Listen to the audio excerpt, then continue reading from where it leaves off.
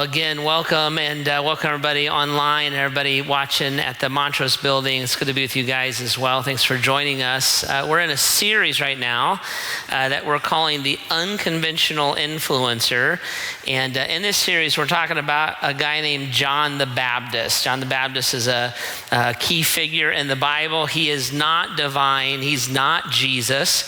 But he did do some things that really set a great example for us, especially the way that he interacted with Jesus and the way that he pointed other people toward Jesus. And today, we would say that John the Baptist had a big platform. We would say that he was a big influencer. We would say that he had a big brand. And what's fascinating about John the Baptist is instead of taking all of that and using it for himself, instead of deciding to make himself famous, he took that opportunity and he made himself faceless. He walked away from all that he could have had. He was a big deal in his day. He was a bigger deal than Jesus because he was on the scene before Jesus was. And thousands of people listened to John the Baptist. They followed him. He had political ties. He had connections. He had pull. He had everything that we might say that somebody should have. But instead of utilizing it for himself, he took that step back. Probably the statement of his that kind of sums him up in a lot of ways, one that I love a lot, is in John chapter 3, verse 30. John the Baptist says he's talking about Jesus, he must become greater and greater, and I must become less and less. And that's what he did. He was an unconventional influencer, massive influence, huge eternal impact. But that happened because he stepped back and he pushed Jesus to the forefront of his life. And so we've been talking about that, and online, on the app, on the podcast, there's all kinds of ways to listen to those conversations. Kind of laid a big foundation for that. The first week, last week, Pastor Todd jumped in and walked us through this idea how truth is love. And when I tell you the truth, I'm actually loving you. And John the Baptist was that way. Instead of like just accepting where everybody was, kind of letting them discover their own truth, he faced them with some difficult things. But in reality, he was being incredibly loving toward them. So this weekend, I want to kind of move this conversation forward a little bit. And we're going to take this path. I want to show you a search that everybody is on, including you. So like every human being, me, you, everybody is on this search. And this kind of jumps out in a big way when you're reading kind of what John the Baptist did and what his story is a little bit. So we'll look at that. And then I want to show you like John the Baptist's example and all of that. And then I want to spend some time asking you two questions, how this stuff shows up in our life, and see if we can surface some things and understand some things about our relationship with Jesus through it, okay? So we're going to start in the book of Luke, Luke chapter 3. It's page 833 in the Bibles in the chairs if you want to use those, or this is on the app, or just use your phone. But we're going to camp here on these two verses this weekend. So Luke chapter 3, verses 15 and 16.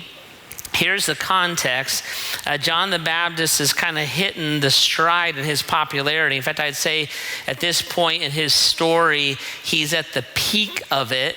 All these people are coming from all over the place to hear him teach, hear what he has to say, and hear his message.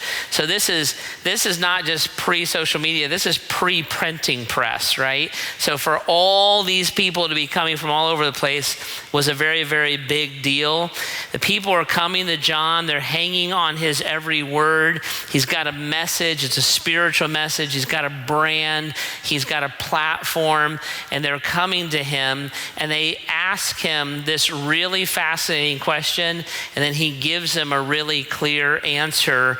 Verse 15, chapter 3, everyone was expecting the Messiah to come soon, and they were eager to know whether John might be the Messiah. John answered their questions by saying, I baptize you with water, but someone is coming soon who is greater than I am, so much greater that I'm not even worthy to be his slave and untie the straps of his sandals. He will baptize you with the Holy Spirit and with fire, right? So people are coming, and the Bible says they're expecting the Messiah to come soon. What that's talking about is this. Most of these people who are coming to hang out and hear from John the Baptist would have had a Jewish background, which would mean that they were very familiar with the Old Testament. And the Old Testament, or the first half of the Bible, has a lot of prophecy in it. And that prophecy points to the coming Messiah, right? Now, today, we know that that's Jesus. So Jesus is the promised Messiah. He fulfills hundreds of Old Testament prophecies, but at this point in the story, Jesus hasn't shown up yet. So the true Messiah isn't publicly on the scene. He's been born, but he doesn't come publicly on the scene here for a little bit. We'll look at that next weekend. So these people are looking at those Old Testament scriptures, and they're understanding those things, and they're saying, man, this promised Messiah, he's supposed to show up in this way, in this place. All these people are supposed to follow him and understand him. John, are you that guy? And should we be interacting with you as the Messiah? And should we be thinking of you as the promised Messiah? What should we do with that? So they start to ask him, are you that guy? You got the brand, you got the message, you got the platform, you got the influence. Are you the Messiah is what they're trying to figure out. And they come to John, and they come to him, and they're looking at him, and what they do in asking that question, if he is the promised Messiah, what they're doing is they're revealing something about their humanity, which is actually true of all of us, right? So I want to look at this for a second. So they come and they say, are you the Messiah? And when they do that, they're revealing a search that we are all on, because I'm going to argue here for the next couple of minutes that every human being is looking for a Messiah, right? So they come and they ask John that question. They're expecting the Messiah. They're eager to know whether John was the Messiah. Now, what is a Messiah? Let's talk about this for a second. A Messiah, that word just means deliverer or leader. Means deliverer or leader. So for the ancient Jewish people, the Old Testament Messiah was someone who was going to deliver them in their minds from their political position, from being a conquered, oppressed people, and then lead them to something great. What Jesus says about him, who he is the Messiah, is I'm your deliverer or leader, but I'm doing that spiritually, not culturally. You thought my kingdom was going to be the reestablishment of Israel. My kingdom is a spiritual kingdom. And I'm delivering you from your sin, and I'm leading you to a life, and a life more abundant. The word Messiah just means deliverer or leader, and the people come to John and they're saying, are you our deliverer? Are you our leader? And in that question, they are revealing to us the same search and the same question that every human being has. Can you be my Messiah? God created us in such a way that every human being has to have someone or something or some philosophy sitting in the Messiah seat in our life. We were created to search for a deliverer or for a leader, or what we would often say, created to search for God. And it's not because we're weak, and it's not because we're broken, and it's not because we're sinful. It's because we were created in the image of God. Therefore, we must satisfy the God question, right? So we're the only part of nature that does that. Squirrels don't pray, dogs don't go to church, cats are of the devil. I feel like I've taught you this, right? And so only human beings have to satisfy the God question, not because we're weak, not because we're broken, not because of sin, but because we were created to search and long for God. Every human being will have a Messiah in their life. We will have a person, we will have a philosophy, we will have a truth that leads us and delivers us and guides us, right? Now why? Because God created us that way. We all need comfort. And so we need to know that there is something greater that can comfort us. We all need to know that if we dial some version of 911 in life, somebody will pick up that phone. That's why 90+% of people in North America pray. Like, I need to know, or I need to believe that there's a higher power, that if I call on that power, that there is somebody on the other end of that life. We all need definition and direction. So every human being on planet Earth has some type of a life philosophy that governs their life. And I have my own philosophy. Well, there, you just made my point. We're either going to find one, we're going to adopt one, or we're going to create our own, but we all are looking to be led. We're going to have somebody speaking into that in our life someplace along the way, because we all need a Messiah. We're going to have a person or a philosophy or an idea or a structure that governs us, because we were created to have that need met. Everybody has a Messiah seat in their life, and somebody or something will fill that seat. And that's all these people were doing. They have that same need because they were human beings just like us. And they're looking and saying, I'm looking for a leader, I'm looking for a truth, I'm looking for a direction. Are you it, John? Because you're dynamic and you have authority and you make sense, and man, I could follow you. I'd be willing to. Are you what our heart is longing for? And they ask him that question, right? Now, this is where John's example becomes so powerful. Because you think about the power of that. When somebody would look at you and say, are you the one that I should be looking to? Are you the one who speaks truth?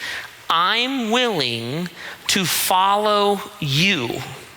And what you tell me I should do, and what you tell me I should think, and the direction you think I should go, and the life philosophy, I am willing to place you in that Messiah seat.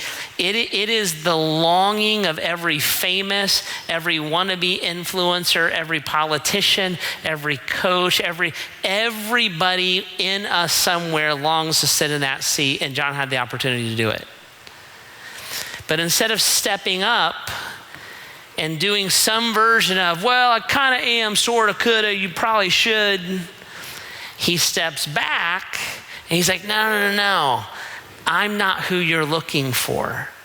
And you see this incredible example of the unconventional influencer, where he answers them in verse 16, and he says this. He answers their questions by saying, I baptize you with water, but someone is coming soon who is greater than I am, so much greater that I'm not even worthy to be a slave, untie the straps of his sandals. He will baptize you with the Holy Spirit and with water. John steps back and he says, no, you're not looking for me, but I know the guy, and he's coming, and he's coming really soon.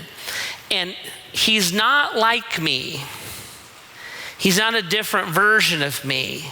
He's not, we're not kind of like the same. You should buy both of our books. He is greater, so much greater, that when you find the real Messiah, you're going to kind of forget about John the Baptist, right? This is huge. When I look at John's answer, I see a couple things. I see his example of stepping back. I also, when I look at his answer, I find this fascinating. I find it fascinating that he didn't rebuke them for asking the question. He didn't look at them and say, what are you doing, dummy? Hey, read the Old Testament correct. He didn't scold them. He didn't yell at them. He actually understood the impulse. He understood the need, but he made sure that he took that need and he took that desire and he pointed them to the truth. And we'll see next weekend that it's Jesus. Sorry to give it away, but it's Jesus, right? And he points them toward the truth. And he says, this is the guy that you actually need. I know that you need a Messiah. I'm not him. And this, Jesus, is who you need, right? Now, all of that leads me to a couple questions. A couple questions where this is going to show up in real time, real life, in our life right now. And I want you to kind of wrap your head around these two concepts, right? Everybody needs a Messiah, and I'm not him. Everybody needs a Messiah, including me, and I'm not him, for you or for me. And that's what you see play out here in these couple of passages here in Luke. Everybody needs a Messiah, and I'm not him, right? And those two things are critical in our relationships with each other, and they're critical in our relationships with God, right? So I would ask these two questions. Here's my first question. The first question is this: who is your Messiah? Who is your Messiah? That's a basic, fundamental question of life, right? Now, we showed up at church this weekend. We came to Montrose. We dialed in online. And so everybody knows that the church answer is Jesus, right? You're supposed to say Jesus. When you're in church, when in doubt, just say Jesus, and then you'll probably get by, right? So Jesus. So I get that. I know that we would say that Jesus is the Messiah, and that is a correct answer. That is what you see play out at Christmas. It's what you see play out through the New Testament. Jesus is, in fact, the promised Messiah, right? That's what we say. But that doesn't necessarily mean that that is true in our life. So if I stop and I press into that question in my life, and I ask that question personally, who is my Messiah? Who is sitting in that seat in my life? How I answer that question and the truth with which I answer that question absolutely defines and directs my life. So how would you figure that out? I would ask myself questions like this under this one. Who's my Messiah? Well, how do you tell? I would ask a question like this. Who has the most authority in your life? Who has the most authority in your life? Jesus. Does he though? I mean, who actually has the most authority in your life? And whose program, philosophy, life structure do you actually yield to and follow? I remember years and years ago now, I was in youth ministry, and we were training this group of kids to go on this 3-week mission trip to Brazil. And so Heidi and I were doing everything from making them eat funny food to teaching them how to like do puppets in Portuguese and all these kind of things, you know, and just getting them ready for this trip. And one of the things that I had the kids doing is I wanted them to read a certain book of the Bible. And so I'm like, I want you guys to read that book of the Bible, and here's this many verses in a given week. Take notes on it, bring it back, tell me what you learned, all those kind of things. And so I was doing that, sending the kids home with homework every night. One night I got a phone call from a dad, and dad's like, I want to talk to you. I'm like, oh, okay. I answered the phone, so go ahead. And he goes, I don't know who you think you are. And I'm like, well, my name's Jeff. Like, I'm not sure what conversation we're having right now. And he goes, I don't know who you think you are telling my kid what to do with his life. I said, I don't understand. He goes, you're telling my kid that he's got to eat this. You're telling my kid he was in a skit. He's got to memorize all these lines. You're telling my kid that he's got to read these verses, and you're telling my kid that he's got to write notes on it. He goes, you're chewing up his time. He's busy every night. And he said, I don't think you have any business telling my kid what to do. So I said, well, let's talk about this here for a minute. I said, your kid plays football, right? Yeah. I said, your football coach tells your kid when to show up at the gym. what his lifting schedule is, gives him a diet plan, mandates that he does after school study halls, tells him what to dress, what the dress code is, tells him to memorize a playbook, tells him who he's allowed to sit by at lunch, tells him where he has to show up and what time he has to be at the bus. I said, just for reference, have you called the football coach and had this conversation with him? He tells your kid when to go to bed and then calls him if he's late to lifting. Are you having the same conversation with him? And what that father, and we talked about that, what he had done is he had chosen a Messiah. This person has the influence, and this person has the authority. And you don't, and it's not that I should be the Messiah and the football coach shouldn't. He said, I was trying to point your kid toward the true Messiah and the football coach wasn't, and you're mad at me. And you start asking this question, who tells you when to get up and go to bed? Who tells you what's right and wrong? Whose authority do you yield to? Jesus. Are you sure? Because you didn't in your girlfriend's apartment last night. I don't think Jesus was in charge. It's Jesus. Are you sure? Because you made a big financial decision and the Bible talks a lot about money, and I don't know that Jesus was in charge.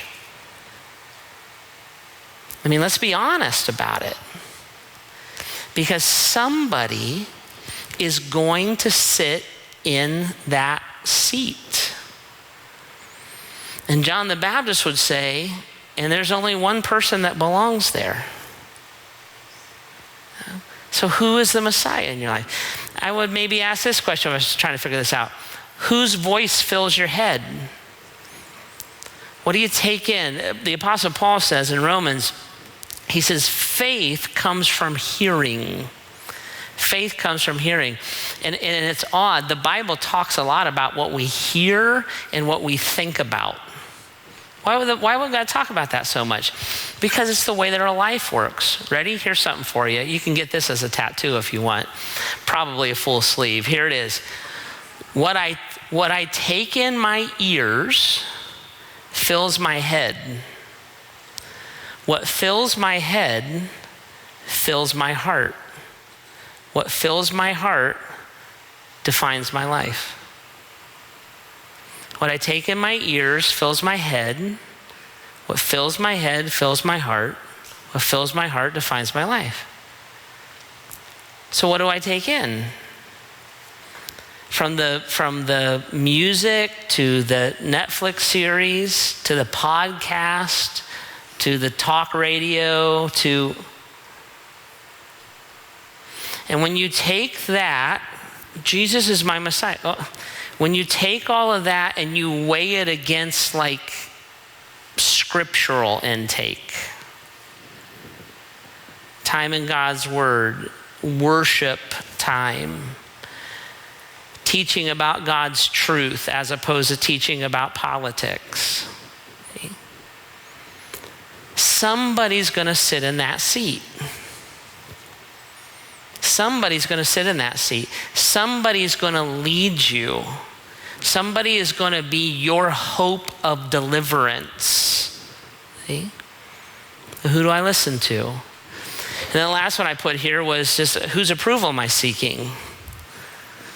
It's God, family, career. I'm like, are you sure? Because, I mean, I know that's what you're supposed to say, but is that... Because I wouldn't be surprised if mom trumps God, or husband trumps God, or boss trumps. Now I'm just asking, but I just want us to see this. That need for a Messiah is universal and timeless, not because you're weak, not because you're dumb, and not because you're sinful, because you're created in the image of God. that seat is going to be filled, right? And John knew that. Somebody's going to sit in that seat, right? And we would look at that and say, well, who's there? Like truly, like for real, who's there? And how are they governing and directing my life? Okay? So somebody's going to sit in that seat. Ready? You're going to have a Messiah, and you're not it. And that's what John knew. He's like, yep, you need a Messiah, and it's not me. There's somebody greater, so much greater, and that's who you want to find out. And this is what I find a lot of times. The second question I would have is this: are you embracing a Messiah complex? What I find a lot of times is we will get into the Messiah seat. And the people, it's fascinating, they wanted John to be the Messiah. And he's like, I'm not the Messiah. And there would have been a collective groan and disappointment that he wasn't what they wanted him to be. And so he's like, yeah, you need one, but I'm not him, right? And so we would ask that question: do I have the Messiah complex, right? And we wrestle with this. I think we wrestle with this. I think we wrestle with this on two levels. One is an intentional way that we put ourselves in the Messiah complex, right? Here's what this would sound like. Anytime that we would say any version of, I must live my truth, I've just put myself in the Messiah seat.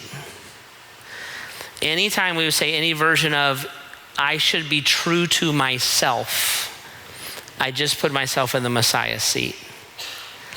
Any version of, I gotta go with my gut, I just put myself in the Messiah seat. Any time in my life where I'm doing anything other than seeking out the truth and the wisdom and the direction of the true Messiah, I have put myself in that Messiah seat, right? And that's a seat, you can sit in it, we just don't belong in it, and we are incapable of managing it. Because if my truth was going to take me to happiness, wouldn't you have happiness by now? If my truth was going to take me to relational peace, wouldn't you have relational peace by now? If my truth was going to relieve anxiety and worry and depression, wouldn't have those things been relieved by now? If I could answer those questions with my own truth, why would I ever linger in those points of pain? So the Messiah seat's just over all of our pay grades, it's over all of our heads. But we will slip into that seat, right? Because a lot of times we do that because we're scared. A lot of times we do that because we don't know what else to do. A lot of times we do that for some of those same reasons that these folks did it. They saw something, they're like, maybe that's the Messiah. And I don't know another one, and so I'll go with John the Baptist. But if I have that Messiah complex where I've slipped into that seat, I'm sitting in a place that only belongs to Christ. Sometimes we do that intentionally. We also do this unintentionally. Like I said, sometimes we're just scared, sometimes we're disoriented, but sometimes we sit in the Messiah seat because we love people. And I love you, and I want what's best for you, and I think what's best for you is what I think.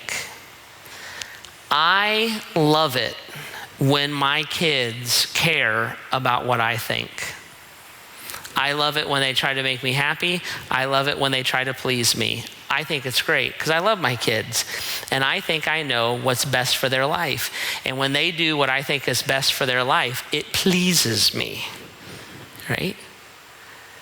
I'm not trying to be a jerk. I'm not trying to manipulate. I'm not trying to control, but I've just put myself in the Messiah seat where you're responding to Daddy instead of to your Heavenly Father. I got a call this summer. I was talking to our missions agency that we send our missionaries with, Encompass World Partners. And the head of it, he said, hey, I want to bounce an idea off of you. He said, I want to have a vision campaign I thought, okay. So I thought he was trying to raise money for something. Maybe we're going to open up another mission field or something. And he said, here's the slogan for the vision campaign. I was like, okay. He goes, the slogan is, let them go. And I thought, that's a weird way to raise money. Like, let your dollars go, your checks go. Like, what are we letting go of? And I said that. I was like, Dave, this is kind of a weird way to raise money. He goes, oh, I'm not trying to raise money. I go, oh, what are we trying to do? He said, I'm trying to get new missionaries to the field. So we need young missionaries. We need energetic missionaries. We have new opportunities. We need missionaries to go to the field. And I said, why are we saying let them go? He said, because the number one thing that we face, number one obstacle we face with sending new missionaries to the field are the young people's parents and grandparents. I said, that's fascinating.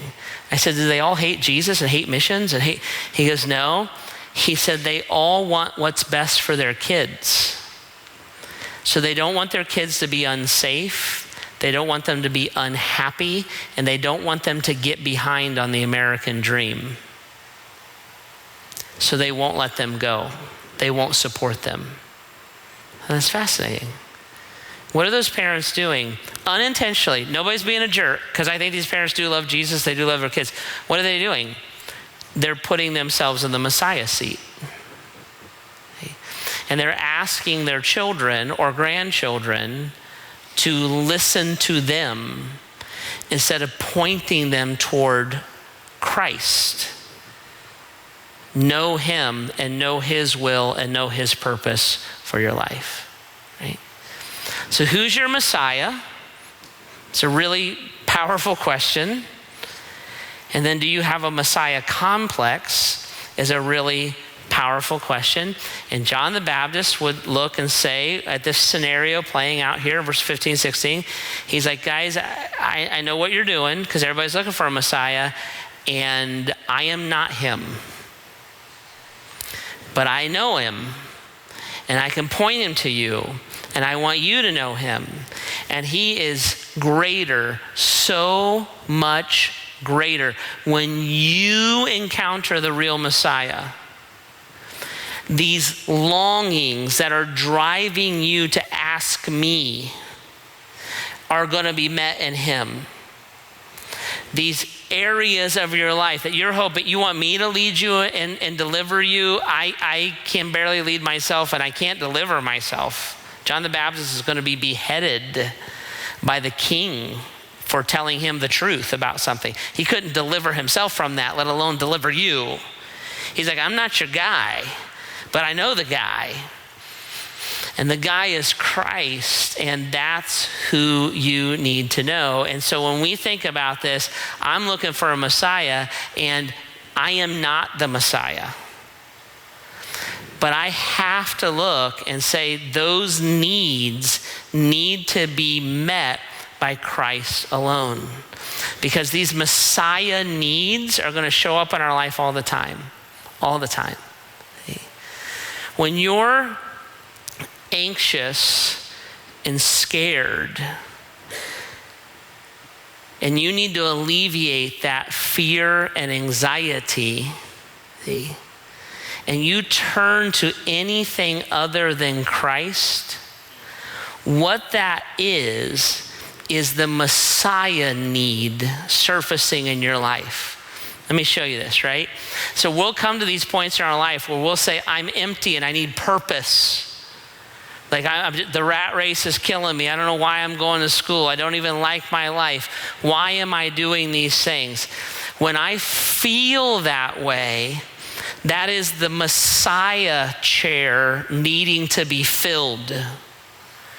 And you can chase that down 1,000 ways. I'm going to go have fun until my face falls off. That's what I'm going to do. And it will not meet that need. I'm going to go and I'm just going to volunteer. And I'm not really trying to serve you. I'm trying to fill that need in me. You can do all that you want. But that need and that emptiness is the Messiah need in your life. And when you feel that, Jesus would look at you and he would say, hey, I'm the bread of life. When you feel that hunger pain in you, you're not looking for an adventure. You're not looking for a volunteerism. You're longing for me. And I can fill that in you because I am the true Messiah and I'm the only one that belongs in that chair. See? When I feel directionless and lost and aimless and what am I doing and why am I doing it? Is it a career change? Is it to shift your major in school?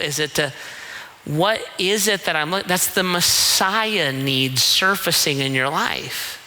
And Jesus would look and say, guys, I'm actually the light of the world. Like when you feel lost and confused and overwhelmed, if you'll embrace me as the Messiah, I can walk you through that. When you're anxious and you don't feel safe and everything's out of control, and I want to take control and I want to manipulate, I want to put up barriers, I want to know every detail, and and I feel angry, Jesus would look and say, that's your Messiah need. That's your longing for a Messiah that's surfacing in you. That's why you feel that way. And I'm actually the good shepherd. I will protect you.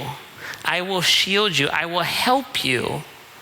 Because I am what you are looking for. When you're overwhelmed with grief and loss, and I can't even think straight, and I feel numb, and I feel like I can't even communicate what's going on in the depths of my heart because I am smack dab in the valley of the shadow of death. What is that pain and what is that grief and what is that void? That's exposing your need or longing for a Messiah. And Jesus would say in those moments, I'm the resurrection and life. Like if you would let me be that Messiah, that deliverer, that leader during this time, it's amazing what the hope of salvation and heaven and resurrection, how that serves as a salve for grief and loss. So that I grieve, but not like one with no hope. Because my Messiah is greater than. See, he's the 911 who will pick up the call. When I'm looking for truth and direction, should I give my life to this? Should I just get into this? Is it spirituality? Is it health? Is it fitness? Is it money? Is it something? Jesus would say, well, I'm the way, I'm the truth, I'm the life. I'm the only thing that you can invest your life in that will always make sense all the time.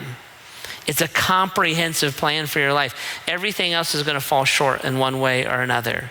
When I'm feeling lonely and I'm like an outsider and I just graduated from high school and my friends went off to college, I'm here all by myself and I don't know what to do now and I'm frustrated and there was just a breakup, Jesus would say, I'm the true vine. If you could let me be the Messiah in that moment, I could connect you to myself and push life through you. See? And all of these needs and all of these longings are not necessarily sin. They're not necessarily brokenness. They're not necessarily weakness. They simply awaken this core need that was wired into us by God to search for him. You're not longing for your addiction, alcohol, drugs, pornography.